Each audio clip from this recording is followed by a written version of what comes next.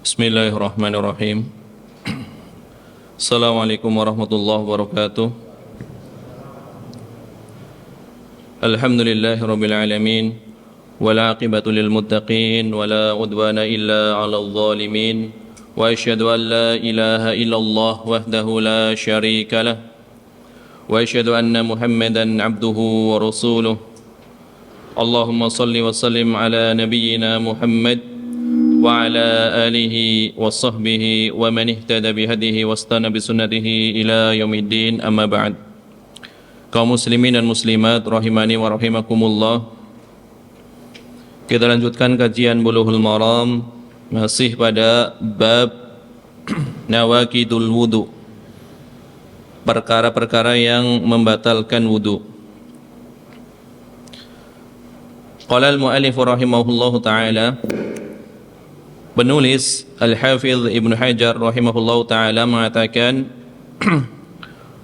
wa an Muawiyah radhiyallahu anhu qala, dan dari Muawiyah radhiyallahu anhu beliau berkata, qala Rasulullah sallallahu alaihi wasallam, Rasulullah sallallahu alaihi wasallam bersabda, al-ainu wika'usah, mata adalah tali pengikat dubur.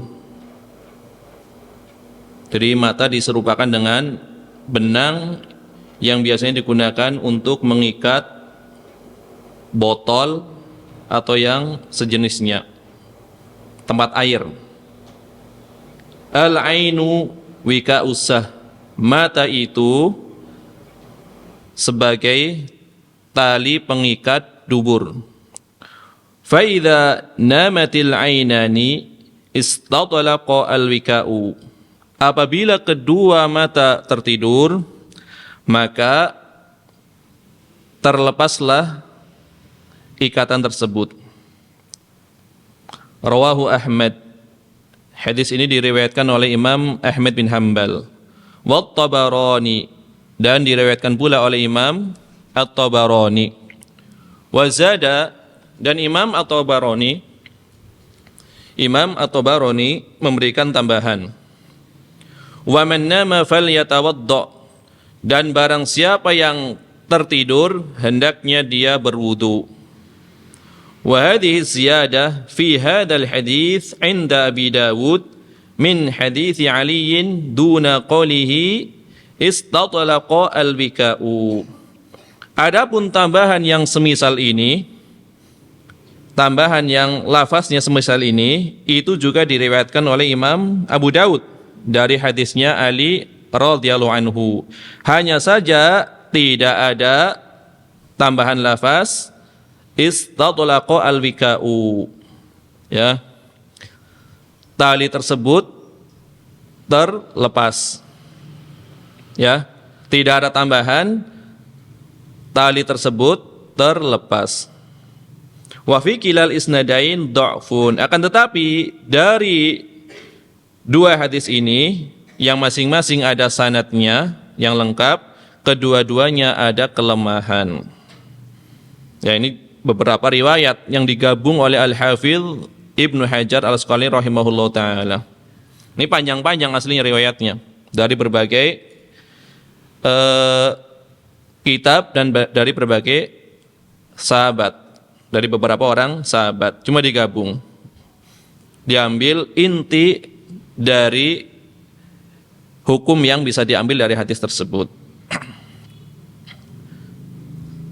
Adapun ucapan Al-Hafidh wa an Muawiyah, maknanya dan aku meriwayatkan pula dari Muawiyah. Muawiyah beliau adalah Abu Abdurrahman, kunyanya Abu Abdurrahman. Nama beliau Muawiyah bin Abi Sufyan. Abu Sufyan juga kunyah. Ya, nama beliau siapa? Sakhar ibnu Harb ibni Umayyah ibni Abdi Syam ibni Abdi Manaf al-Qurashi al-Umawi. Jadi nasabnya bertemu dengan Nabi SAW di Abdu Manaf. Karena Nabi kita Muhammad SAW, Muhammad ibnu Abdullah ibni Abdul Muttalib ibni Hashim ibni Abdi Manaf. Ya, bertemu di Abdi Manaf. Ibni Qusay, Ibni Kilab, Ibni Murrah, terus sampai ke Adnan. Ini yang disepakati. Dari Adnan ke Ismail diperselisihkan. Dari Ismail ke Nabi Adam alaihissalam tentu lebih diperselisihkan lagi. Berarti bertemu nih nasabnya, ya, dengan Nabi SAW di Abdu Manaf. Oleh karenanya ketika Abu Sufyan ketika itu kan masih kafir. Ketika menghadap ya Kaisar Romawi Heraklius ingin menanyakan tentang seorang laki-laki yang mengaku sebagai nabi. Maka di situ ada para pembesar Quraisy, di antaranya adalah Abu Sufyan. Maka Nabi mengatakan, siapa di antara kalian yang paling dekat nasabnya dengan laki-laki yang mengaku sebagai nabi ini? Maka kata Abu Sufyan, aku yang paling dekat nasabnya. Ya, aku yang paling dekat nasabnya. Kemudian Heraklius bertanya kepada berkata kepada penerjemahnya, karena Heraklius tidak bisa berbahasa Arab sebagai penerjemah. Katakan kepada mereka bahwasanya jadikan Abu Sufyan di depan mereka dan mereka semuanya di belakangnya. Aku akan bertanya kepada laki-laki ini, yaitu Abu Sufyan. Jika dia menjawab dengan jujur, persaksikanlah bahwasanya dia adalah seorang yang jujur. Kalau dia berdusta, aku bertanya dia jawabannya dusta, maka persaksikanlah dia seorang yang dusta. Ketika itu Abu Sufyan masih kafir. Kata Abu Sufyan, sekiranya bukan karena malu, aku akan berdusta. Ini luar biasa. Ini diantara bagusnya akhlak ya orang-orang Arab ketika itu. Padahal masih kafir. Kalau mereka berdusta, menjelek-jelekan Nabi SAW, tentu maslahatnya bagi orang kafir. Tapi gengsi, takut diomongin nanti di belakang. Tadi Abu Sufyan ketika ditanya oleh Heraklius, jawabannya bohong. Akhirnya jujur. Ini luar biasa. Makanya ini diantara ya akhlak yang baik dari orang-orang Arab jahiliyah ketika itu. Makanya Nabi SAW diutus untuk menyempurnakan akhlak. Menyempurnakan akhlak. Karena akhlak asalnya sudah ada. Rasa malu diantaranya, ya, kejujuran, keberanian. Itu kan akhlak-akhlak yang baik diantara orang-orang Arab.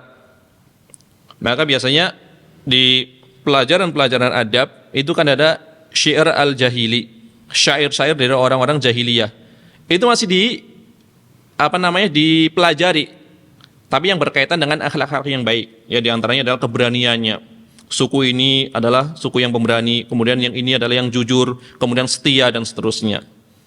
Maka ketika Islam masuk ya ke Jazirah Arab, maka disempurnakanlah akhlak tersebut, ya, disempurnakan dengan tauhid. Ini berkaitan dengan Abu Sufyan, ayah dari Muawiyah. Ya, adapun Muawiyah itu lahir menurut pendapat yang lebih kuat 5 tahun sebelum Nabi SAW diutus ya sebagai Nabi, sebelum diangkat sebagai Nabi. 5 tahun sebelum Nabi SAW diangkat menjadi Nabi dan Rasul. Ya. Adapun beliau dan ayahnya Muawiyah dan Abu Sufyan itu termasuk diantara orang-orang yang masuk Islam ketika terjadi Fathu Makkah, penaklukan kota Makkah. Ya, termasuk di antara orang-orang yang dilembutkan hatinya, ya. Para muallaf yang dilembutkan hatinya. Tetapi ada pendapat yang lain, beliau telah masuk Islam beberapa waktu sebelum ayahnya, ya Muawiyah, beberapa saat ya sebelum terjadi penaklukan kota Mekah, beliau sudah masuk Islam. Hanya saja tidak disiarkan secara terang-terangan. Ya, ini pendapat yang lainnya. Dan beliau, para ulama mengatakan Muawiyah radhiyallahu anhu adalah termasuk di antara para penulis wahyu. Ya, termasuk di antara para penulis wahyu. Karena penulisnya penulis wahyu dari kalangan sahabat itu ada beberapa orang. Ya. Penulis wahyu dari kalangan sahabat itu ada beberapa orang. Di antaranya adalah beliau, ya, Muawiyah bin Abi Sufyan. Nanti ada yang lainnya, ya, Zaid bin Thabit dan lain-lain.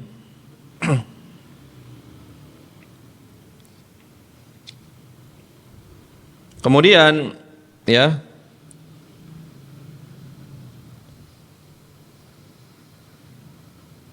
Imam Adz-Dzahabi mengatakan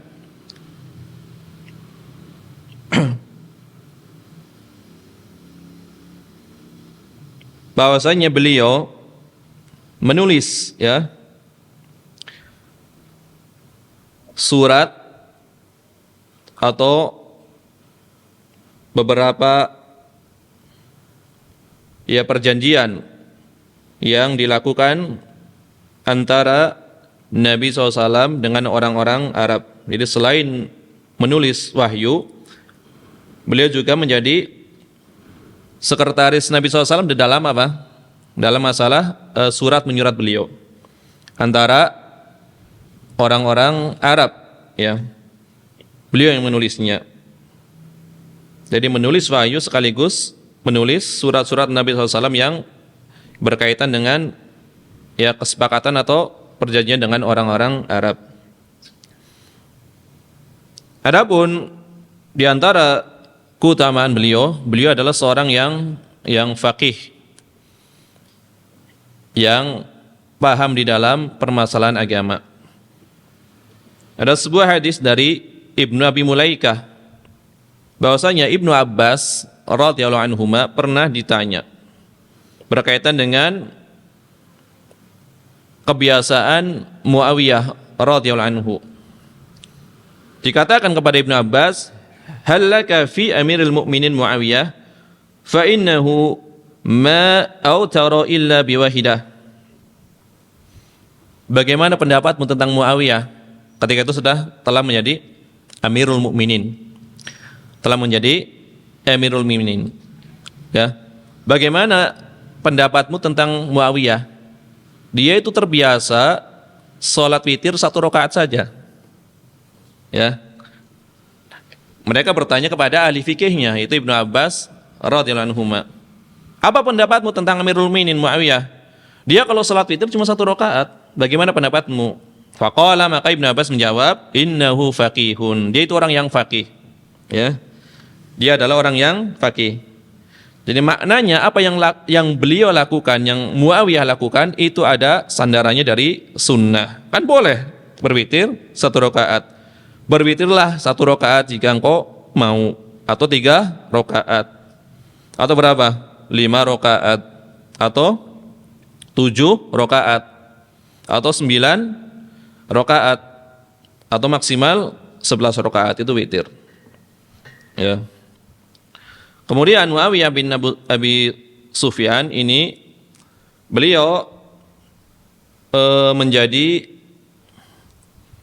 gubernur, ya, di zaman Umar bin Al-Khattab di Syam, menggantikan saudaranya, kakaknya Yazid bin Abi Sufyan. Jadi nama kakak beliau, kakak Muawiyah, sama dengan nama anak beliau, Yazid bin Muawiyah. Kakak Muawiyah Yazid bin Abi Sufyan, ya. Beliau lebih dahulu masuk Islamnya. Yazid bin Muawiyah lebih dahulu masuk Islamnya, ya.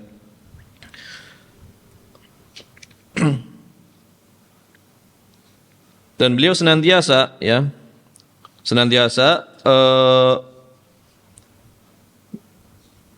berada di Syam, ya, sampai wafat beliau, yaitu selama kurang lebih, ya, 40 tahun dia menjadi raja pertama di dalam Islam. Kata Syekhul Islam Ibnu Taimiyah, lam yakun min mulukil muslimin malikun khairun min Muawiyah. Tidak pernah ada, ya, seorang raja dari raja-raja kaum muslimin yang lebih baik dari Muawiyah. Jadi beliau raja pertama, raja terbaik.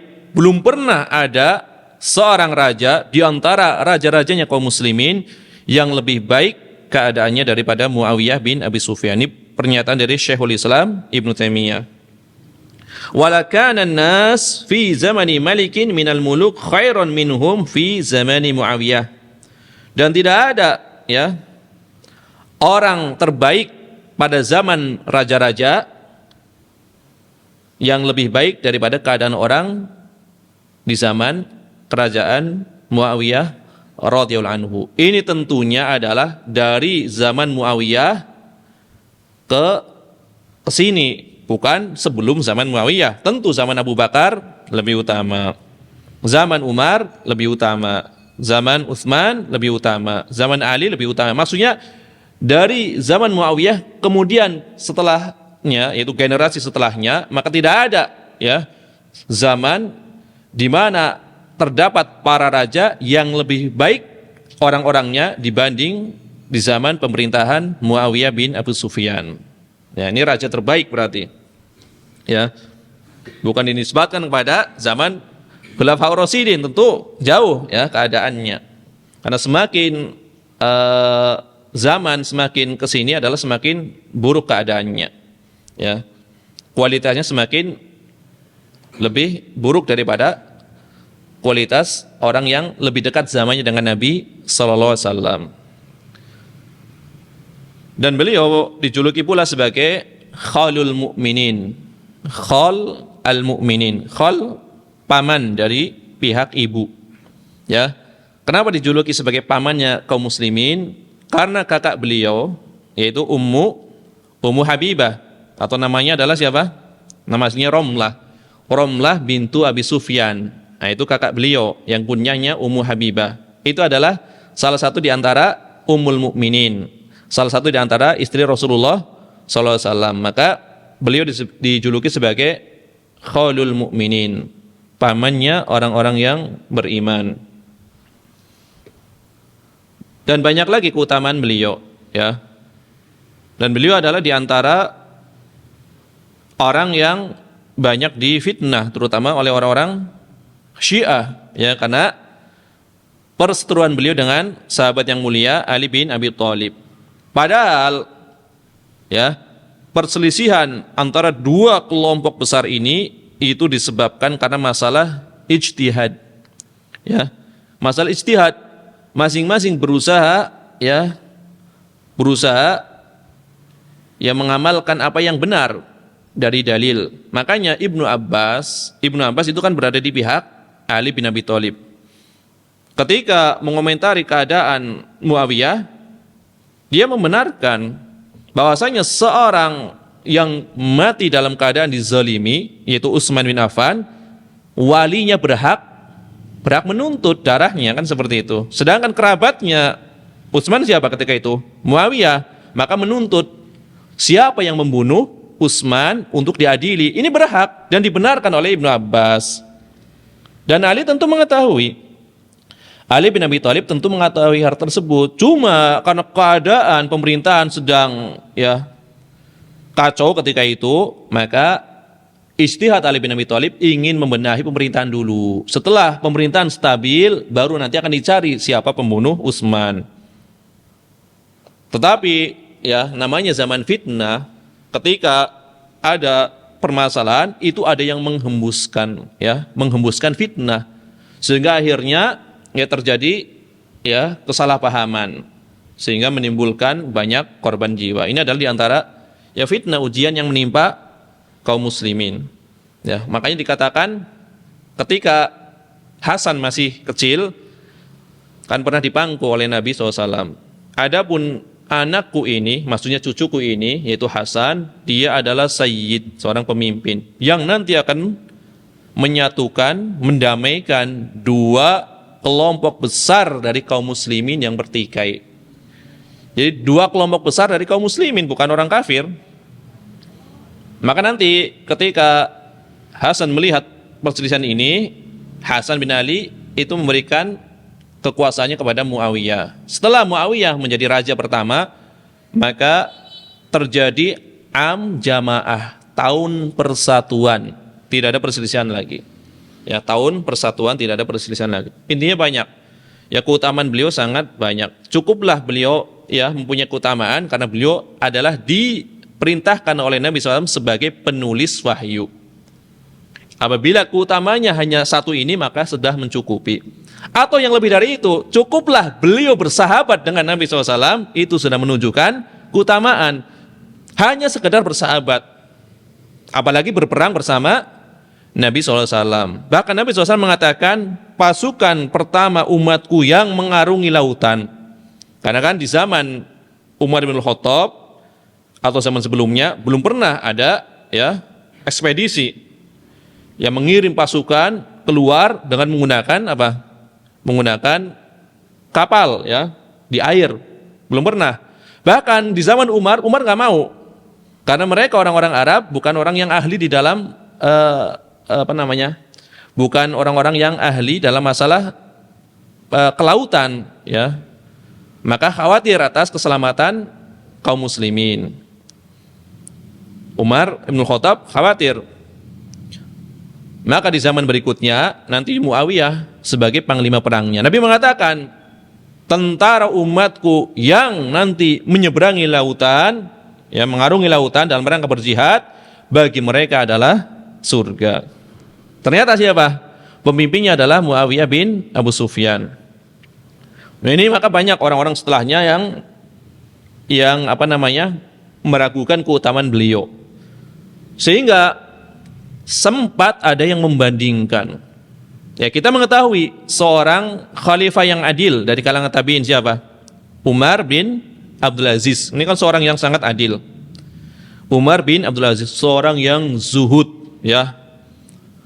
Bahkan ya, keluarganya pun ya pakaiannya ala kadarnya. Kemudian hartanya pun diberikan untuk kaum muslimin. Pokoknya kehidupan beliau sangat zuhud. Beliau adalah khalifah yang sangat adil dan beliau adalah ahli ibadah. Berarti ini kan keadaannya luar biasa. Ya memang kita akui, para ulama pun mengatakan Umar bin Abdul Aziz adalah khalifah yang mendapatkan petunjuk. Tapi beliau dari kalangan tabi'in. Kemudian ada yang bertanya ya kepada Imam Ibnul Mubarak, Abdullah bin Mubarak. Wahai Imam, siapa yang lebih utama? Muawiyah bin Abu Sufyan atau Umar bin Abdul Aziz? Muawiyah orangnya kehidupannya mewah, ya. Kehidupannya mewah, pakaiannya bagus, ya, kerajaannya megah, ya. Bahkan penampilannya adalah penampilan seorang bangsawan raja, sebagaimana dikatakan oleh Umar bin Khattab. Ini Umar bin Abdul Aziz orang yang sangat zuhud. Maka mau dibandingkan. Siapa yang lebih utama, wahai Ibnu Mubarak? Muawiyah atau Umar bin Abdul Aziz? Maka jawabannya luar biasa dari Imam Ibnu Mubarak, ya. Sesungguhnya ya debu kuda Muawiyah. Jadi apabila Muawiyah berperang menggunakan kuda, kan biasanya dari kaki kuda tersebut itu banyak debunya, ya, pasir kan, banyak debunya kan. Debu kuda Muawiyah ketika berperang di jalan Allah lebih utama dari Umar bin Abdul Aziz. Ini baru debunya. Ini menunjukkan apa? Tidak bisa generasi sahabat dibandingkan dengan generasi setelahnya. Ya. Sehari mereka berjumpa dengan Nabi SAW itu lebih utama daripada keadaan orang yang tidak berjumpa dengan Nabi SAW. Ya. Setakwa apapun Uwais Al-Qarani, Allah tidak menakdirkan beliau sebagai seorang sahabat. Maka dikatakan, ya, khairut tabi'in, sebaik-baik tabi'in adalah Uwais Al-Qarani. Hanya sebaik-baik tabi'in, tidak bisa sampai derajat sahabi atau sahabat, ya.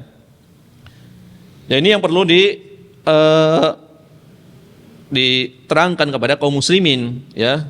Karena terkadang mereka tidak mengetahui mana manusia-manusia yang mempunyai keutamaan lebih dibanding manusia yang lainnya. Tidak mengetahui keutamaan zaman di mana orang-orang hidup bersama Nabi SAW dengan orang setelahnya. Ini sedikit ya berkaitan dengan sahabat yang mulia Muawiyah bin Abi Sufyan radhiyallahu anhu. Adapun hadis ini tadi dikatakan rawahu Ahmad, diriwayatkan oleh Imam Ahmad bin Hambal. Kemudian diriwayatkan pula oleh Imam At-Tabarani. Ya, di dalam kitab beliau Al-Mu'jam Al-Kabir. Ya. Mu'jam yang paling besar. Beliau punya 3 mu'jam. As-Saghir, kemudian Al-Mu'jam, Al-Awsat yang pertengahan, ini adalah yang besar Al-Kabir. Di Mu'jam Al-Kabir. Dengan tambahan yang disebutkan tadi, ya. Tambahnya apa tadi bunyinya? Wa man nama falyatawadda, dan barang siapa yang tertidur hendaknya berwudu, ya. Ya semuanya ya dari jalur Baqiyah Ibnul Walid, dari Abu Bakar bin Abi Maryam, dari Atiyah ibni Qais Al-Kilabi, dari Muawiyah ya radhiyallahu anhu ya.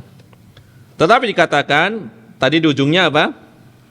Wa fi kilal isnadain dha'fun. Ya di dalam 2 sanad ya riwayat ini, kan 2 sanad ini. Dua-duanya adalah dhaif ya. Dua-duanya adalah dhaif. Adapun riwayat dari Ali bin Abi Thalib, maka Rasulullah SAW bersabda, ya Rasulullah SAW bersabda, wika usah al-ainan, tali pengikat dubur adalah 2 mata. Faman nama falyatawadda, dan barang siapa yang tertidur maka hendaknya berwudu. Ini pun dhaif. Ya. Ini pun dhaif riwayatnya. Jadi dua-duanya ada kedhaifan. Ya. Makanya ya para ulama membahas ya panjang lebar. Ya tidak saya sebutkan kan terlalu banyak pembahasannya. Intinya di dalam riwayat ini ada kedhaifan, ya ada kedhaifan. Tetapi Al-Hafidz Ibnu Hajar kenapa membawakan di dalam Bulughul Maram? Ya. Kenapa membawakan di dalam Bulughul Maram hadis-hadis yang dhaif? Bukan hanya ini, sering kan dibawakan oleh beliau. Ya, hadis-hadis yang dhaif. Ya, karena para ulama di samping melihat sanad ya, rangkaian para rawi yang meriwayatkan hadis, mereka melihat pula redaksinya, redaksi hadis ya. Terkadang sanadnya dhaif tetapi redaksinya sahih karena didukung dengan riwayat yang lain ya. Jadi saling menguatkan. Saling menguatkan. Makanya para ulama tetap membawakan fiqhul hadisnya. Adapun pelajaran-pelajaran yang bisa diambil dari hadis ini, kata Syekh Abdullah Al-Fauzan, yastadilul fuqaha'u bihadzainil haditsain ala anna an-naum naqidun lil wudu mutlaqan. Para fuqaha berdalil dengan 2 hadis ini ya, berdalil dengan 2 hadis ini bahwasanya tidur itu membatalkan wudu secara mutlak ya. Membatalkan wudu secara mutlak. Tetapi telah kita terangkan di awal bahwasanya tidur itu bukanlah pembatal wudu secara mutlak, tetapi hanya madhinnah, praduga, suatu dugaan yang di dalamnya memungkinkan seseorang batal wudunya. Tapi ini salah satu dalilnya hadis dhaif ini ya. Yang madhinnah linnaqdi, praduga yang memungkinkan seseorang batal wudunya. Karena ketika tertidur kan seorang tidak ingat dengan keadaan dirinya. Makanya tadi dikatakan mata itu adalah sebagai tali pengikat dubur, sebagaimana tali yang digunakan untuk mengikat misalkan tempat minum ya. Ketika mata tertidur itu diibaratkan dengan ikatannya lepas. Ketika ikatannya lepas berarti kan nggak terjaga lagi ya, memungkinkan apa? Keluar angin. Memungkinkan keluar angin ya. Maka ini adalah salah satu dalilnya bahwasanya tidur itu adalah pembatal wudu secara mutlak. Tapi kita katakan tadi hadisnya adalah hadis yang dhaif ya. Hadisnya adalah hadis yang dhaif. Adapun Syekh Muhammad bin Shalih Al-Utsaimin ya membawakan beberapa faedah hadis ini. Di antara faedah hadis ini kata Syekh Muhammad bin Shalih Al-Utsaimin, anna riha naqidun lil wudu, bahwasanya buang angin atau kentut itu adalah salah satu pembatal wudu. Ya, karena telah datang riwayat yang sharih, yang tegas ya pada sabda Nabi SAW, la yansarif hatta yasma'a sautan aw yajidarihan. Janganlah seorang itu keluar dari salatnya sampai dia mendengar suaranya atau mendapati atau mencium baunya. Ya. Ini adalah ya faedah yang dibawakan oleh Syekh Muhammad bin Shalih Al-Utsaimin rahimahullah taala. Ya. Ini pembahasan ini telah kita bahas pada beberapa pertemuan yang lalu. Ya, ini beliau membawakan riwayat ini hanya sebagai penguat saja. Penguat bagi ulama yang berpendapat bahwasanya tidur itu adalah pembatal wudu secara mutlak. Tapi ternyata seluruh riwayatnya ada kelemahan. Seluruh riwayatnya ada kelemahan. Jadi yang jadi patokan tidur itu adalah tidur yang lelap atau tidak, kan seperti itu. Kemudian yang kedua posisi. Posisinya duduk atau berbaring. Itu juga mempengaruhi. Ya, jumhur ulama, mayoritas ulama, kalau seorang tidur dalam keadaan berbaring meskipun tidak lelap itu membatalkan wudu. Sebagian ulama mengatakan yang jadi patokan adalah lelap atau tidaknya, mau duduk mau tidur, mau duduk mau berbaring, yang penting tidak lelap. Itu. Ya, sebagian mengkecualikan ya posisi duduk saja. Duduk dan dia tidak lelap, maka wudunya tidak batal. Duduk lelap, apalagi berbaring lelap, maka jelas membatalkan wudu. Tapi intinya sekali lagi bahwasanya tidur itu bukanlah pembatal wudu pada zat tidurnya. Ini yang pertama. Jadi hanya madzinah, suatu dugaan yang memungkinkan seseorang itu batal wudunya. Karena ketika lupa, dia tidur kemudian lupa, dia tidak mengetahui apakah dia keluar angin atau tidak, ya, maka disebut sebagai madzinah, ya, praduga. Ya, kemudian hadis berikutnya itu yang berkaitan dengan tidur dalam keadaan berbaring itu membatalkan wudu. Wali Abi Daud Aidon, di dalam riwayat Abu Daud juga, An Ibnu Abbasin marfu'an, dari Abdullah bin Abbas secara marfu', innamal wudu'u ala man nama muttaji'an. Wudu itu diwajibkan hanya bagi orang yang tidurnya berbaring. Nah, ini riwayatnya seperti ini, jelas.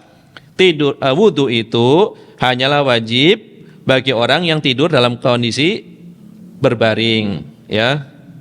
Wa fi isnadihi dha'fun aidon. Tetapi di dalam sanadnya juga ada kedhaifan. Jadi penentuan tidur yang membatalkan wudu itu tidur dalam kondisi berbaring, ya.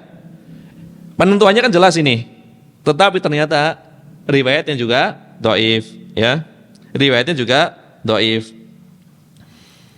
Hadis ini diriwayatkan oleh Imam Abu Dawud, ya, di dalam ya kitab Thaharah, bab al-wudu minan naum, bab wudu dari tidur, ya.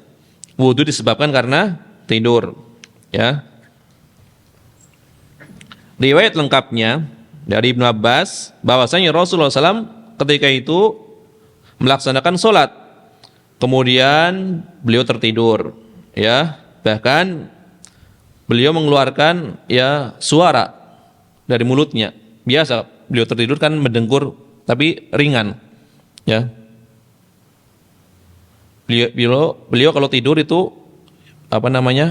mendengkur tapi tidak kencang, ya, ringan.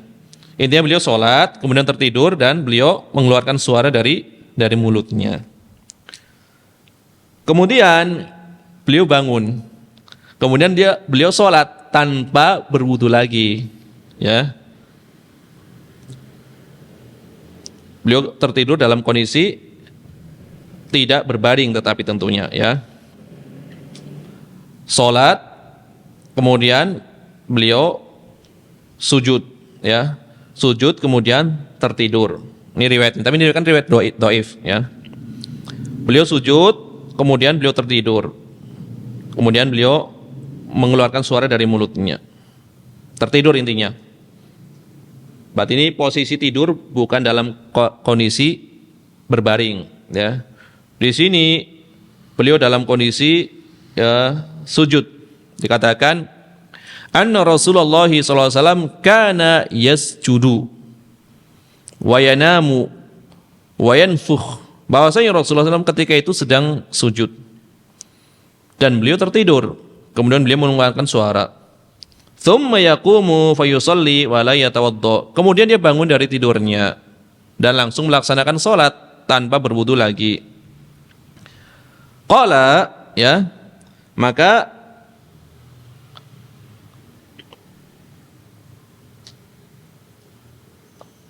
Ibnu Abbas berkata, faqultu lahu, aku bertanya, shallaita wa lam tatawadda wa qad nimta, ya Rasulullah, engkau melakukan salat dan engkau tidak berwudu padahal engkau telah tertidur. Faqala, maka Nabi menjawab, innamal wudu'u ala man nama muttaji'an. Wudu itu hanyalah wajib bagi orang yang tidur dalam kondisi berbaring. Ini riwayatnya seperti itu.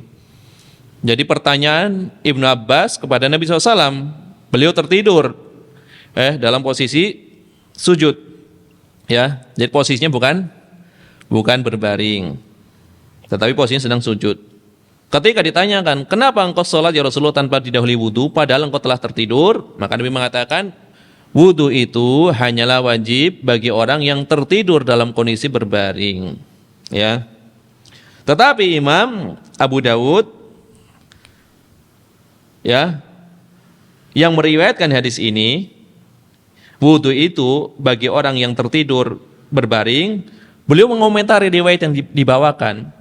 Huwa haditsun mungkarun. Ini adalah hadis yang mungkar. Apa itu hadis mungkar?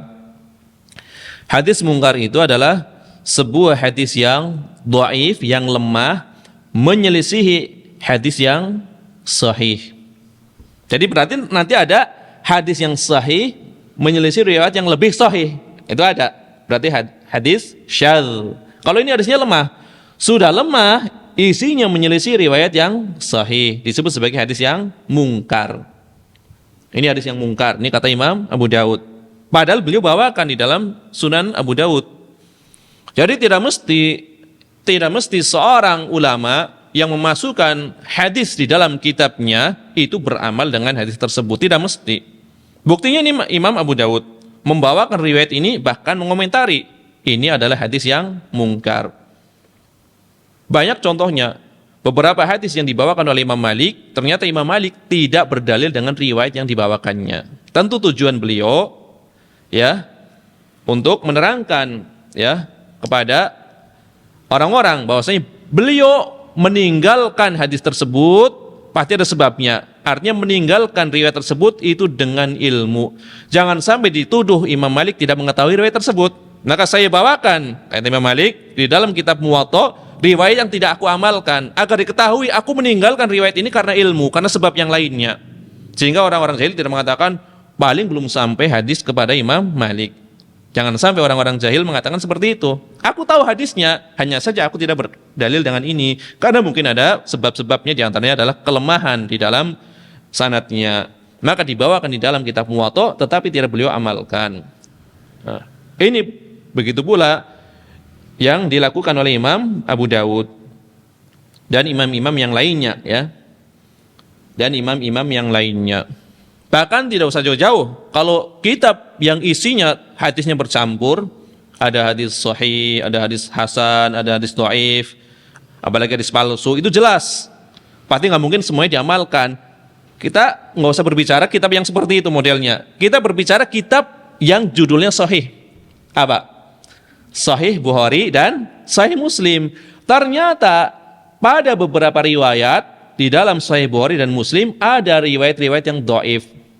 Secara makna, secara redaksi, jelas-jelas dhaif. Padahal di dalam Sahih Muslim rawinya thiqah, rawinya terpercaya. Contohnya apa? Mau dibuktikan? Contohnya apa? Hadis-hadis yang berkaitan dengan sholat gerhana. Tidak ada perselisihan di kalangan para ulama, gerhana di zaman Nabi SAW, yaitu gerhana matahari, terjadi sekali.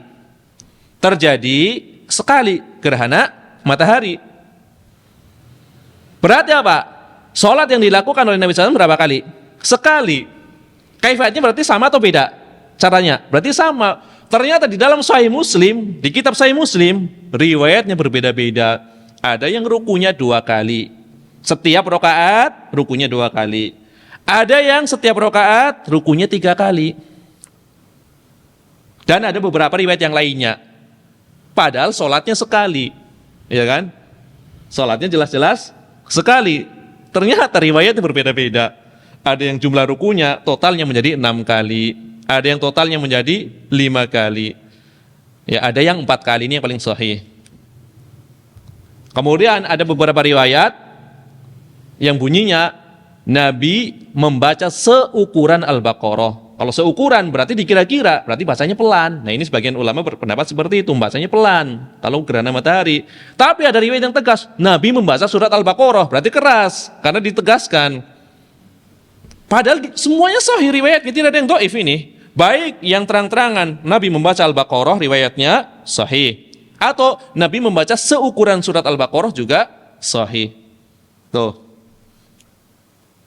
Ini masih di apa? Di satu kitab sahih, apalagi di kitab yang hadisnya bercampur. Jadi nggak mudah. Ya, coba nanti kalau ingin ya membuktikan di ya kitab gerhana. Ya, salat kusuf di Sahih Muslim, nanti baru ketahuan. Ya, ternyata ada yang rukunya 2 kali, ada yang lebih. Ya, semuanya sahih riwayatnya. Maksudnya dari rawinya semuanya thiqah terpercaya. Ya. Makanya nanti kadang bertentangan di Bukhari dengan di Muslim. Contohnya masalah apa? Dua-duanya sahih.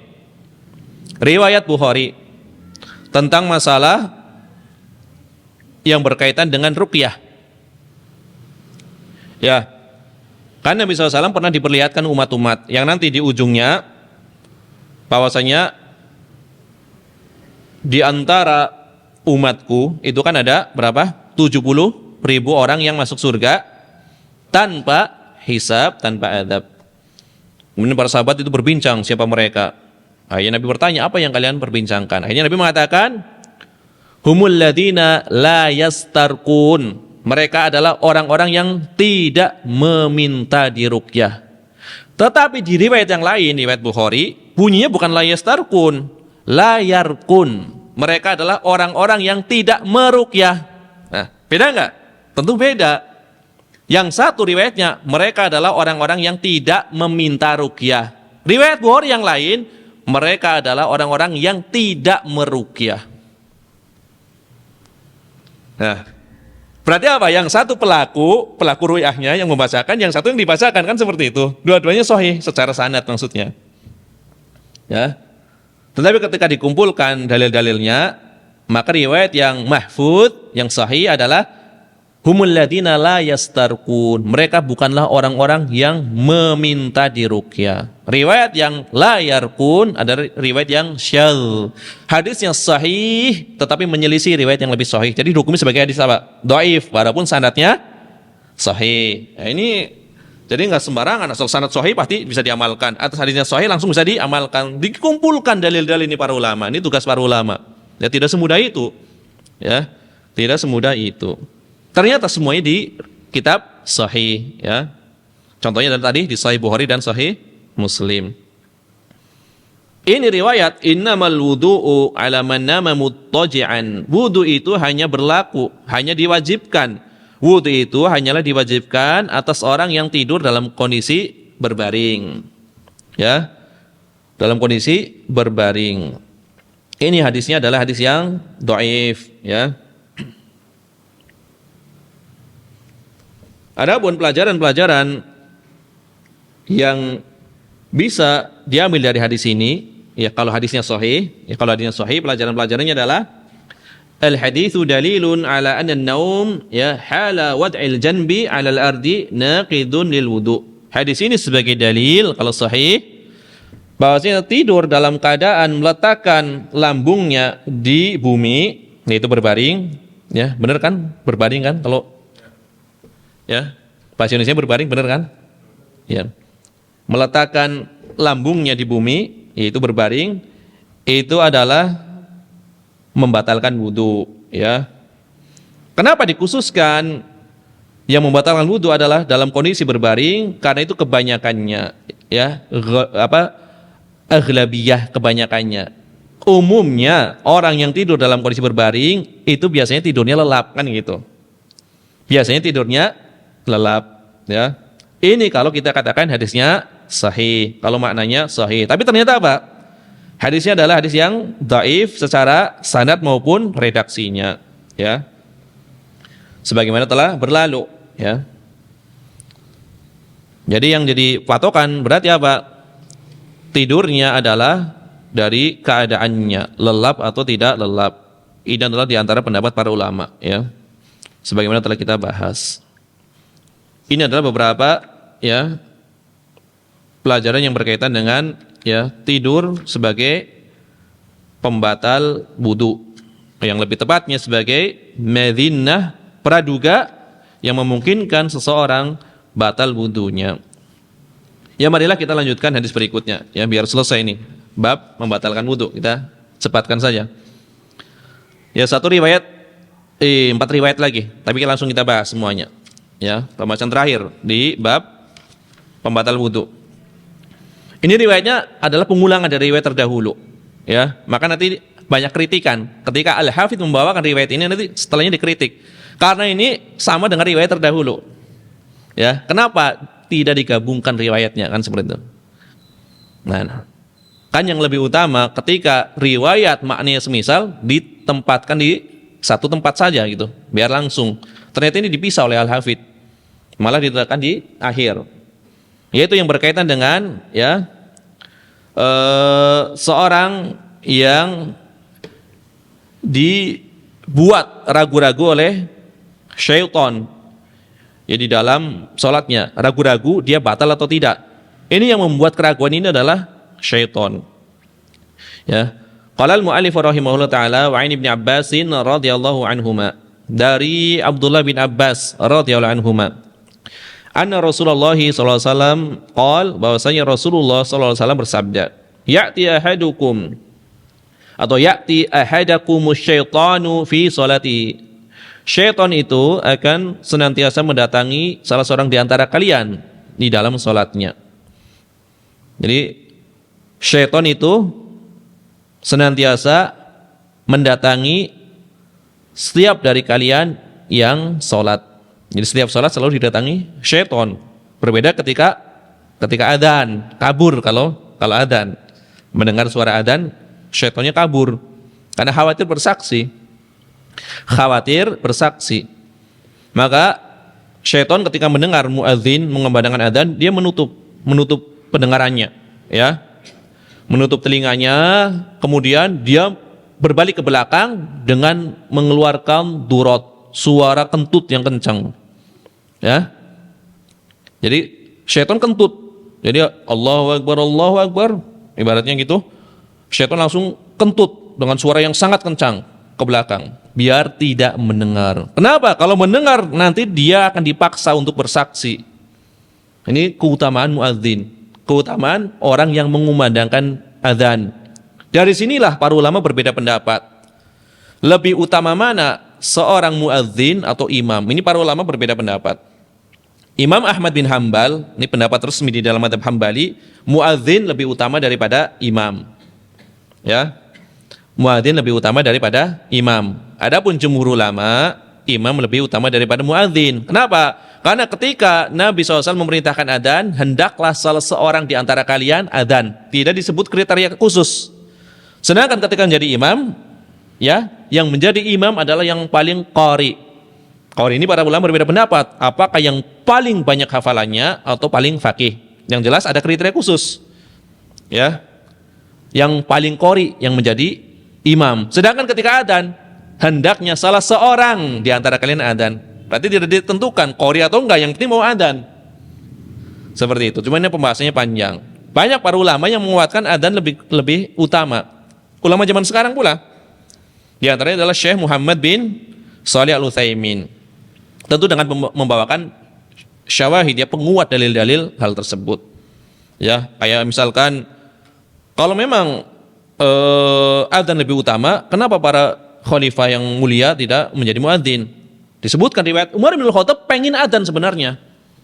Umar bin Khattab pengen adzan, tapi beliau sibuk mengurusi pemerintahan, jadi tidak sempat, dan seterusnya. Tapi intinya, baik yang menyatakan imam lebih utama atau sebaliknya, ya, yang adzan lebih utama, berarti adzan ini mempunyai keutamaan yang sangat besar. Ya, ini kembali ke hadis.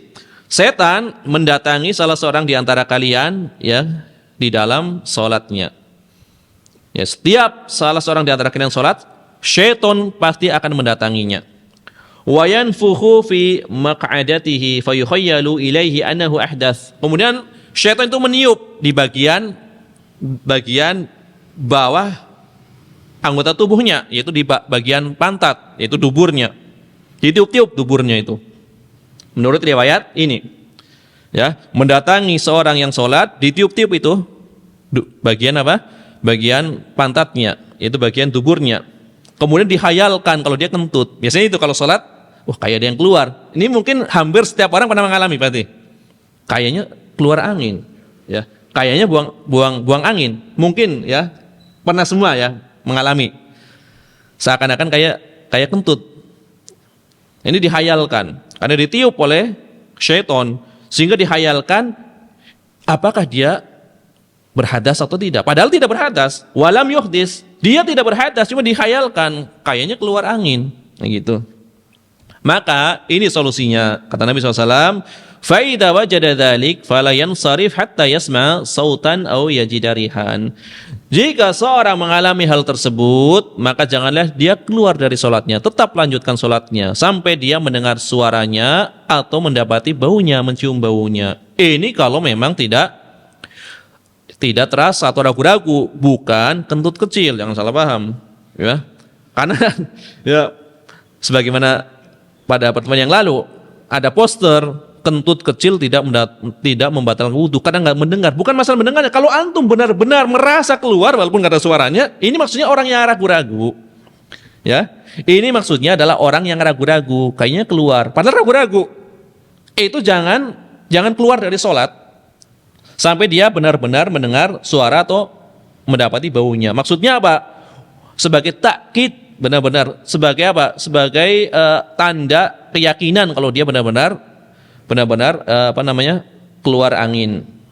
Kalau ragu-ragu, ya, maka dia harus tetap dalam kondisi melaksanakan sholatnya, jangan keluar, ya. Ini maksudnya seperti itu. Ya, jadi bukan kentut kecil, bukan. Kentut kecil pun kalau dia merasa, ya, batal wudunya. Akhrajahu Al-Bazzar. Hadis ini dikeluarkan oleh Imam Al-Bazzar. Imam Al-Bazzar. Ini riwayat yang pertama. Wa asluhu fi sahihain min hadithi Abdullah bin Zaid. Adapun asal riwayat ini ada di dalam sahihain, ya. Riwayat Imam Al-Bukhari dan Muslim, tetapi bukan dari Ibnu Abbas, tetapi dari Abdullah bin Zaid. Ya, ini di Sahih Bukhari dan Muslim, riwayatnya dari sahabat yang mulia Abdullah bin Zaid. Adapun di dalam riwayat Muslim, wali muslimin an Abi Hurairah nahwuhu, dari Abu Hurairah. Ya. Ini banyak para sahabat yang meriwayatkan hadis ini. Dari Ibnu Abbas di dalam riwayat Al-Bazzar. Kemudian dari Abdullah bin Zaid di dalam riwayat Bukhari Muslim. Dari riwayat Muslim juga ada, yaitu sahabatnya sahabat yang meriwayatkan adalah Abu Hurairah. Walil Hakim, di dalam riwayat Imam Hakim, an Abi Sa'idin marfu'an, dari Abu Sa'id secara marfu. Berarti berapa sahabat yang meriwayatkan ini? 4 orang. Ya, 4 orang sahabat yang meriwayatkan hadis yang semisal ini. Di dalam riwayat Imam Hakim dari Abu Sa'id Al-Khudri, ya, Abu Sa'id Al-Khudri secara marfu dikatakan, idza jaa ahadakumus syaitan, jika syaitan mendatangi salah seorang di antara kalian, faqala, kemudian dia membisiki, syaitan mengatakan, innaka ahdathta, engkau telah berhadas. falyaqul kadzabta. Maka ucapkanlah kepada setan, kadzabta, engkau dusta. Tetapi dalam hati maksudnya. Ya, bukan diucapkan engkau dalam dusta dalam salat, membatalkan salat itu. Ya, innaka ahdatsta falyaqul kadzabta, engkau dusta. Ya, untuk menolak waswas, engkau dusta gitu dalam hati. Ini riwayat siapa? Imam Al-Hakim. Adapun ya wa akhraja Ibnu Hibban bilafdin falyaqul fi nafsihi. Ini lebih jelas lagi riwayat Ibnu Hibban. Ya, wa akhrajahu Ibnu Hibban bilafdi falyaqul fi nafsihi. Riwayat Ibnu Hibban lebih tegas lagi, ucapkanlah di dalam hatinya. Nah, ini luar biasa Al-Hafidz Ibnu Hajar. Memang hadisnya potongan-potongan cuma saling melengkapi. Ya kalau dibawa semua ini panjang-panjang semua riwayatnya. Hadisnya potongan dibawakan saling melengkapi. Ini adalah hadis terakhir ya di dalam bab nawaqidil wudu, bab pembatal wudu. Maka riwayat yang semisal ini kan pernah dibawakan ya di dalam hadis yang kelima di bab ini, hadis yang kelima di bab ini. Makanya para ulama ini mengkritik Al-Hafidz Ibnu Hajar. Di antaranya adalah Syekh Abdul Fauzan. Dikatakan kana al-aula bil musannif an yadhumma hadhihi al-ahadits ats-tsalatsa ila hadits Abi Hurairah ya khamisi ahadits al-bab. Yang lebih utama bagi musannif penulis kitab ini Al-Hafidz harusnya dia menggabungkan ya tiga riwayat ini digabungkan dengan riwayat Abu Hurairah pada hadis yang kelima di bab ini ya. Karena satu tema yaitu hukum ragu-ragu di dalam toharoh. Ini kan ragu-ragu, kentut atau tidak. Hukum syak atau ragu-ragu di dalam toharoh. Ya. Begitu pula Syekh Muhammad bin Shalih Al-Utsaimin juga mengkritik semisal, tapi beliau memberi uzur. Ya mungkin ketika beliau menulis riwayat dari Abu Hurairah itu belum hadir di kepala beliau riwayat ini. Kan beliau pakai hafalan masalah nulisnya. Jadi begitu udah ketulis, oh ya baru ingat nih hadis yang terlewat seperti itu. Jadi disusulkan di akhir. Dan ini banyak yang terjadi. Contohnya siapa? Riwayat Imam Malik yaitu kitab Muwatta. Kan kitab Muwatta itu sampai kepada kita itu dengan jalur riwayat yang berbeda-beda dari beberapa murid Imam Malik. Ya, puluhan murid Imam Malik meriwayatkan Muwatta dari Imam Malik. Tentu nanti ada sedikit beberapa perbedaan redaksi. Jadi bedanya Imam Malik dengan imam yang lainnya, Imam Malik itu ketika meriwayatkan hadis itu dibacakan oleh muridnya. Imam Malik mendengarkan. Murid yang baca, Imam Malik mendengarkan. Itu cara mengambil riwayatnya. Ya. Cuma suatu ketika ada seorang yang meminta kepada Imam Malik suatu hadis. Imam Malik nggak mau, tapi ini ngeyel. Akhirnya dipukul oleh Imam Malik.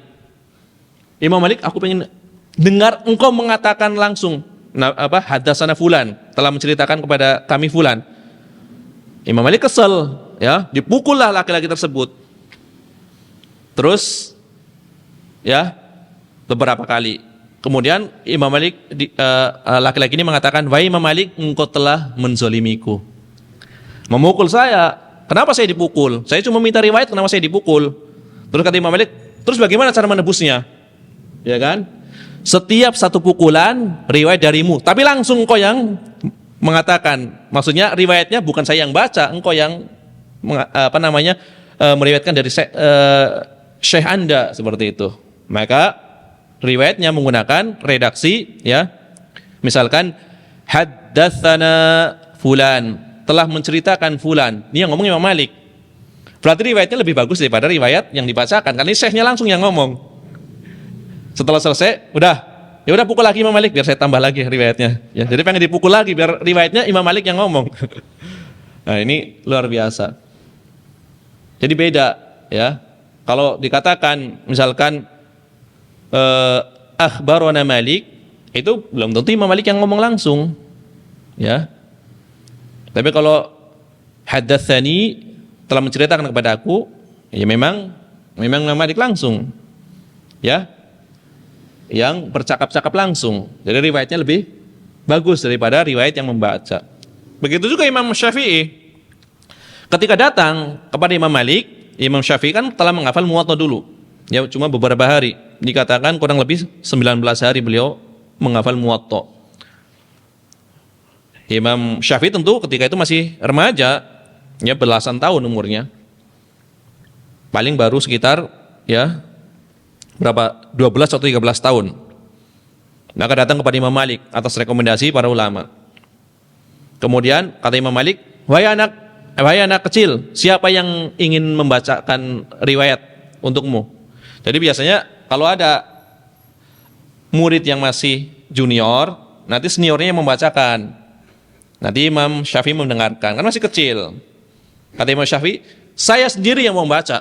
Saya udah hafal Muwatta. Wah, luar biasa kan. Ya. Akhirnya ya udah, silakan kamu baca. Imam Syafi'i pun mulai membaca dan Imam Malik itu ya senang dengan bacaannya, ya. Asyik mendengarkan bacaan Imam Asy-Syafi'i. Berarti Imam Syafi'i termasuk di antara yang meriwayatkan Muwatta. Nah, di antara para rawi Muwatta itu ada seorang laki-laki dari Andalus yang bernama Yahya bin Yahya Al-Laitsi. Jadi ada dua Yahya bin Yahya. Yang dari Andalus namanya Yahya bin Yahya Al-Laitsi. Ada yang dari Naisabur, gurunya Imam Muslim, yang nanti dimasukkan di dalam Sahih Muslim. Namanya juga Yahya bin Yahya. Yahya bin Yahya An-Naisaburi. Nah, bedanya di belakangnya. Yang satu dari Naisabur, yang satu dari Andalus. Ini yang dari Andalus, Yahya bin Yahya Al-Laitsi, yang dijuluki oleh Imam Malik sebagai Aqilul Andalus, orang berakal dari Andalus. Jadi kisahnya, ya di Madinah ketika itu ada pertunjukan gajah. Padahal di Madinah ketika itu bukan tempatnya gajah. Jadi kan suatu yang baru. Ketika itu Imam Malik akan mengadakan kajian hadis atau bahkan sedang mengadakan kajian hadis. Maka terdengar ya pertunjukan gajah. Murid-muridnya pada nonton gajah semua. Tinggal satu orang doang, Yahya bin Yahya Al-Laitsi. Kata Imam Malik, kok kamu nggak ikut nonton gajah sih? Maka kata Yahya bin Yahya Al-Laitsi ini, wahai Imam Malik, saya jauh-jauh dari Andalus ke Madinah ini pengen belajar hadis, bukan pengen nonton gajah. Kan gitu. Maka dikatakan dia adalah seorang yang berakal dari Andalus.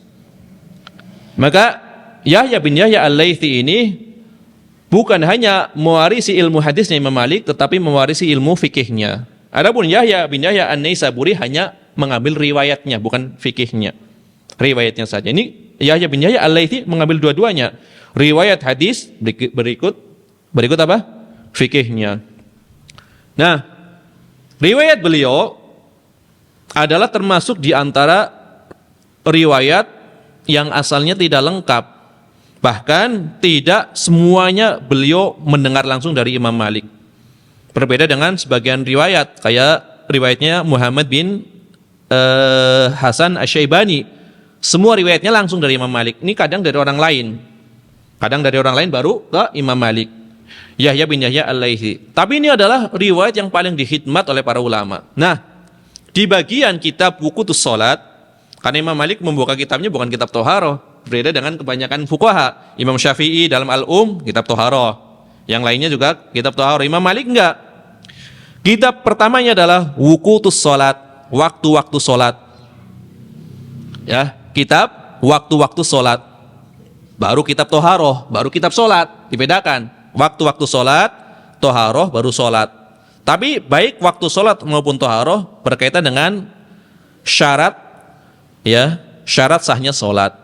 Nah, di kitab Wuqutus Shalat itu seluruh riwayat, ya, yang didapatkan oleh orang-orang yang meriwayatkan dari Imam Malik itu di akhir bab waktu sholat itu membawakan hadis yang berkaitan dengan waktu-waktu larangan.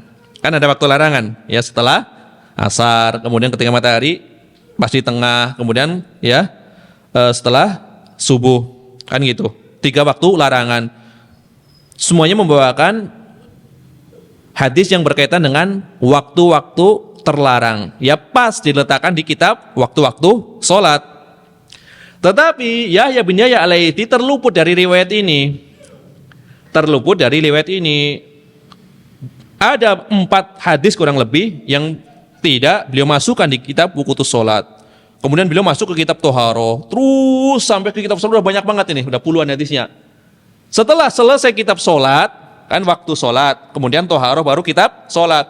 Di ujung waktu Shalat dimasukkanlah riwayat ini. Padahal tempatnya harusnya di Wuqutus Shalat, karena terluput. Jadi disusulkan di akhir waktu, di akhir pembahasan kitab Shalat. Yang letak pasnya harusnya kitab waktu sholat. Di awal harusnya, ternyata di ujung pembahasan. Ya, sebelum kitabul janaiz atau sebelum kitabul Quran. Ya, sebelum kitab Al-Quran atau kitab Al-Qiblat. Intinya di ujung pembahasan kitab sholat baru diletakkan bab larangan, ya, waktu-waktu terlarang untuk melaksanakan sholat sunnah. Yang tepatnya harusnya di awal, di bab Wuqutus Shalat. Demikian pula Al-Hafidz kata Syekh Utsaimin, barangkali ketika beliau menulis riwayat ini memang belum hadir di kepala beliau. Setelah selesai ditulis semua baru ingat, maka beliau susulkan di akhir. Ya. Maka beliau susulkan di akhir. Ya. Tapi inilah ya luar biasanya, ketika kitabnya ya ditulis ikhlas karena Allah apa adanya, tidak ibarat kalau kita katakan tidak mementingkan penampilan ideal seperti itu kan, asal aja kan. Kalau kurang ya udah tinggal ditambahin. Inilah yang dihikmat oleh para ulama. Demikian pula riwayatnya Yahya bin Yahya al-Laitsi dibanding kitab Muwatta yang lainnya, riwayat dari yang lainnya semuanya kan tertib. Yang enggak tertib berarti punya siapa? Yahya bin Yahya al-Laitsi, tapi seluruhnya rata-rata mensarahnya Muwatta dari Yahya bin Yahya al-Laitsi karena keikhlasannya. Ini begitu pula Bulughul Maram. Bulughul Maram dari segi tertib ini masih banyak yang lebih tertib dari Bulughul Maram. Dari segi susunan babnya, mengumpulkan hadisnya masih banyak kitab-kitab yang semisal kitab ahkam yang lebih tertib. Tetapi kenapa yang selalu disyarah adalah Bulughul Maram? Ini menunjukkan keikhlasan penulisnya. Yang lebih bagus dari kitab ini secara tertib, secara kesahihannya, kata Syekh Al-Albani, sebenarnya ada kitab yang lebih bagus dari kitab Bulughul Maram dari sisi kesahihannya, karena tidak dibawakan kecuali riwayat yang sahih, yaitu kitabnya Imam Ibnu Daqiqil Id, kata Syekh Muhammad bin Nasiruddin Al-Albani. Kitabnya Imam Ibnu Daqiqil Id, kitab Al-Ilmam bi Ahaditsil Ahkam, itu lebih sahih hadisnya, lebih tertib. Tetapi para ulama jarang yang mensyarahnya. Sedangkan kitabnya Al-Hafidz Ibnu Hajar yang riwayatnya bahkan bukan riwayat yang lengkap, hadisnya hadis potongan, tertibnya juga kurang tertib, tetapi malah yang banyak dihikmat, ditolong oleh para ulama, disyarah oleh ya puluhan ulama, baik tertulis maupun secara lisan. Berarti ini ya sebagai ya alamat, ya tanda keikhlasan penulisnya rahimahullah taala. Jadi ketika Allah Subhanahu wa taala ingin ya memberikan kebaikan kepada seseorang, di antaranya adalah dengan tersebarnya kitab ulama tersebut. Ini kata para ulama. Kitabnya dipelajari sepanjang zaman. Itu salah satu di antara tanda-tanda keikhlasan dari penulis kitab tersebut. Di antaranya adalah kitab Bulughul Maram ini. Jamaah rahimahillah hayakum. Adapun hadis dari Ibnu Abbas ini tadi, riwayat yang pertama ini dari riwayat yang terakhir ini. Riwayat pertama dari 4 riwayat terakhir ini adalah hadisnya Ibnu Abbas. Tadi dikatakan diriwayatkan oleh Imam Al-Bazzar, ya. Diriwayatkan oleh Imam Al-Bazzar, seorang hafidz besar, ya, ahli hadis. Kemudian sanadnya adalah sanad yang hasan, ya. Kata para ulama, berarti hadisnya hadis yang hasan. Riwayat Ibnu Abbas hadis yang hasan. Adapun sahihain tentu jelas, ya, hadisnya sahih. Riwayat Bukhari Muslim jelas sahihnya. Ya, riwayat lengkapnya dari Abdullah bin Zaid ya, syuqiya ila Nabi sallallahu alaihi wasallam ar-rajul yuhayyalu ilaihi annahu yajidu syai' fi salat. Dihayalkan. Jadi seorang diadukan kepada Nabi SAW. Diadukan tentang keadaan seorang laki-laki yang ketika sholat dia dihayalkan oleh syaitan bahwasanya dia mendapati sesuatu di dalam sholatnya. Itu diantaranya adalah kentut atau buang angin. Maka Nabi mengatakan, la yansharif hatta yasma'a sautan aw yajida rihan. Jangan dia keluar dari sholatnya sampai dia mendengar suara atau mendapati baunya. Ini telah berlalu ya hadisnya. Adapun yang diriwayatkan oleh Imam Al-Hakim dari hadisnya Abu Sa'id Al-Khudri, itu hadis yang panjang yang berkaitan dengan sujud sujud sahwi. Berkaitan dengan sujud sahwi. Tapi masuk di dalamnya pembahasan ini ya, orang yang ragu-ragu apakah keluar angin atau enggak. Tapi asalnya hadis yang panjang. Adapun awal hadis, pertama hadisnya ya, riwayat awalnya depannya adalah dikatakan idza shalla ahadukum falam yadri thalathan shalla am arba'an falyasjud sajdatain wa huwa jalisun. Apabila salah seorang di antara kalian salat, dia tidak mengetahui apakah dia telah salat 3 rakaat atau 4 rakaat. Dia mencontohkan salat yang 4 rakaat. Dia tidak tahu dia salat 3 rakaat atau 4 rakaat karena ragu-ragu nih. Maka kata Nabi SAW, hendaknya dia sujud ya 2 kali. Ya, wa huwa jalisun, dalam keadaan duduk. Maksudnya jangan berdiri dulu. Ya. Duduk. Yaitu duduk apa namanya, misalkan ketika dia ragu-ragu tetapi ada kemungkinan dia mengingat, oh ternyata sudah 4 rakaat, maka dia duduk tasyahud, kemudian setelah duduk dia sujud 2 kali, sujud sahwi. Ini berkaitan dengan apa? Sujud sahwi. Kemudian di ujung hadisnya, apabila syaitan mendatangi salah seorang di antara kalian, berarti kan panjang, ya. Berarti kan riwayatnya panjang. Yang pertama berkaitan dengan sujud sahwi, apabila ragu-ragu. Kemudian di ujungnya berkaitan dengan orang yang ragu-ragu, dia kentut atau tidak. Ya, dua-duanya ragu-ragu. Ragu-ragu jumlah rakaat, yang kedua ragu-ragu keluar angin atau tidak. Jadi seluruh hadisnya ya berkisar antara hadis yang sahih, itu yang diriwayatkan oleh Imam Bukhari dan Muslim, kemudian yang lainnya adalah hadis yang hasan. Jadi maknanya adalah makna yang benar ya semuanya. Adapun ya pembahasan terakhir, pelajaran-pelajaran dari hadis ini ya, insyaallah nanti kita akan masuk ke bab baru. Pelajaran-pelajaran dari hadis-hadis ini, ya 4 hadis ini.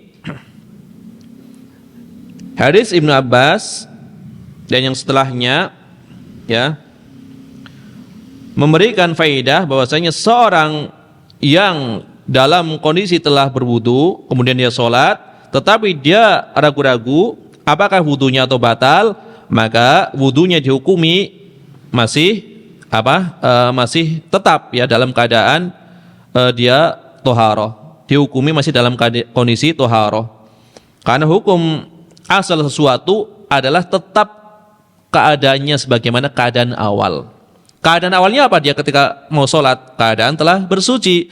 Maka ketika dia telah melakukan sholat, kemudian dia ragu-ragu, dihukumi sebagaimana keadaan awal dia ketika dia melakukan sholat. Berarti apa keadaannya? Dalam kondisi suci. Sampai datang ya suatu kejelasan, itu tadi diantaranya mendengar suara atau mencium baunya ya. Berarti ini juga sebagai penguat kaidah al-yakin la yuzalu bisyak, keyakinan itu tidak bisa dikalahkan oleh keraguan. Nah ini kaidah yang besar ya. Keyakinan itu tidak bisa dikalahkan dengan keraguan. Sekedar ragu tidak bisa mengalahkan keyakinan. Kemudian di antara pelajaran berikutnya adalah syiddatu adawati syaitan lil insan, ya besarnya permusuhan syaitan terhadap manusia.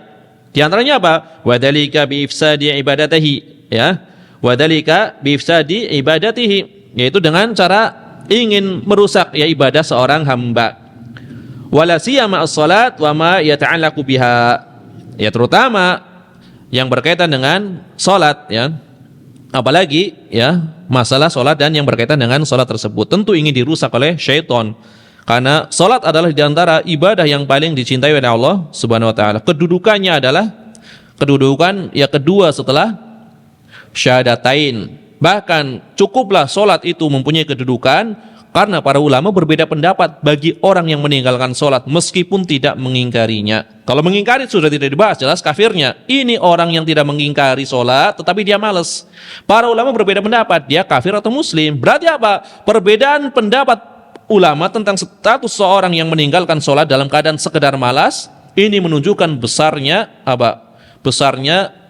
ibadah salat di sisi Allah Subhanahu wa taala. Maka karena ibadah ini ibadah yang besar, syaitan berusaha apa? Berusaha merusaknya dari hamba tersebut. Sehingga ya kalaupun sholatnya tidak batal, minimal pahalanya berkurang, ya. Dihayalkan dengan sesuatu, bikin ragu-ragu dan seterusnya. Ini adalah permusuhan yang nyata, ya, syaitan terhadap manusia. Ya, sebagaimana Allah Subhanahu wa taala berfirman, "Inna syaitana lakum aduwwun fattakhidhuhu aduwwa." Sesungguhnya syaitan itu adalah musuh, ya, bagimu. Musuh yang nyata bagimu, maka jadikanlah dia sebagai musuh. Ya, innama yad'u hisbahu liyakunu min ashabis sa'ir. Sesungguhnya syaitan itu menyeru, ya, hisibnya, menyeru pengikutnya, ya, agar mereka dijadikan sebagai penghuni sa'ir, neraka yang menyala, neraka yang pedih, ya, siksanya. Jadi musuh yang nyata. Kemudian pelajaran berikutnya, di dalam hadis ini terdapat keterangan bagaimana cara mengobati waswas, ya. Maka tidak selayaknya bagi seorang muslim apabila syaitan memberikan bisikan, dia mengikuti bisikan tersebut. Jangan berpaling terhadap bisikan tersebut, ya. Hendaknya dia berusaha menghalaunya, ya, karena diketahui, ya, waswas itu adalah penyakit apa? Dikatakan wal waswasu daun idalun. Waswas itu penyakit yang akut, nah, penyakit yang akut, kronis, ya. Apabila seorang tertimpa waswas, maka seseorang itu akan sangat keluar dari waswas tersebut, ya. Sehingga yang ada adalah suatu masyaqqah, kesulitan. Senantiasa dia merasa sulit di dalam bersucinya, di dalam sholatnya, dan dalam segala keadaannya. Memakai pakaian pun was-was, ya, memasukkan kancing baju was-was, ya, melepas celana was-was, ya, menggosok baju ibaratnya semuanya was-was, ya kan. Ada kadang seperti itu, ada yang pernah, ya, mengatakan seperti itu. Jadi di antara keluarganya seperti itu. Jadi memakai pakaiannya sangat lama, ya, was-was, memakai pakaian, sekedar memakai pakaian sangat lama. Apalagi yang berkaitan dengan ibadah, wudunya udah jelas, ya, sering kita saksikan mungkin, ya, sebagian di, ya, masjid-masjid. Mungkin kalau kita berwudu, pas berwudu di masjid, mungkin sebagian saudara kita ada yang, ya, wudunya udah airnya banyak, lama lagi, ya. Ya, satu lagi, ya, tadi yang berkaitan dengan was-was, hendaknya, ya, seorang mengikuti petunjuk Nabi SAW. Apabila setan menghembuskan sesuatu ke dalam hati, maka ucapkanlah dalam hati, ya, engkau berdusta, ya, engkau berdusta. Kadzabta, enggak, engkau berdusta. Aku masih dalam keadaan suci. Ini dalam hati tentunya, ya. Kemudian pelajaran terakhir, ya, sebelum kita salat zuhur. Hadis-hadis ini adalah sebagai tambahan dari hadis Abu Hurairah yang terdahulu, ya.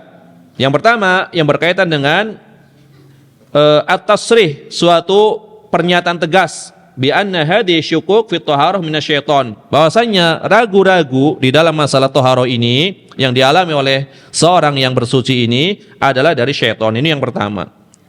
Yang kedua, keterangan tempat syaitan mengembuskan was-was ini, yaitu di bagian apa? Di bagian bawah badan seseorang, itu di pantatnya atau sekitar tuburnya. Ini dalam riwayat ini.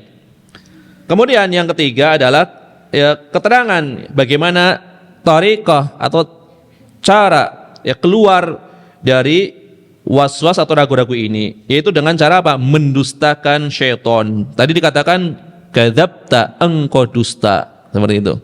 Dalam hati, engkau dusta, saya masih dalam kondisi suci. Maka ini adalah keluar dari ya was-was ini ya. Wallahu taala a'lam. Subhanakallahumma bihamdika asyhadu an la ilaha illa anta astaghfiruka wa atubu ilaik. Wa sallallahu wasallam ala nabiyina Muhammad wa ala alihi washabihi ajmain wa akhiru da'wana alhamdulillahirabbil alamin. Insyaallah taala nanti kita lanjutkan ke bab yang baru, bab qada'il hajah, bab qada hajah, buang hajat. Ya walhamdulillahirabbil alamin. Wassalamualaikum warahmatullahi wabarakatuh.